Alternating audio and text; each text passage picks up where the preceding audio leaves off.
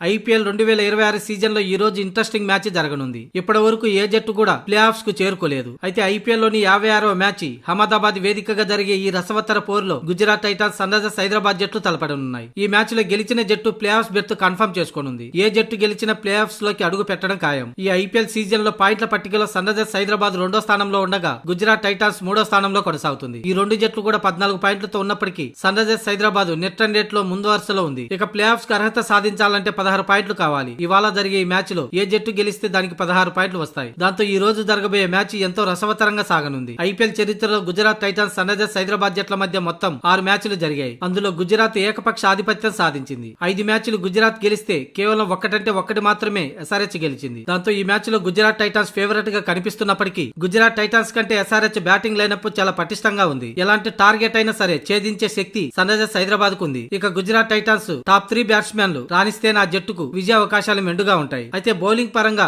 Sun Risers Hyderabad కంటే Gujarat Titans చాలా బలంగా ఉంది. దీంతో ఫేవరెట్ జట్టు ఏదనే చెప్పేదానికంటే అహ్మదాబాద్ గ్రౌండ్ పరిస్థితిని బట్టి అక్కడ ఎక్కువగా అంచనాలు గుజరాత్ టైటాన్స్ కే ఉన్నాయి. మొత్తంగా ఈ మ్యాచ్ లో ఏది గెలిచినా సరే ప్లే ఆఫ్ బెర్త్ కన్ఫర్మ్ చేసుకునే మొదటి జట్టుగా నిలుస్తుంది.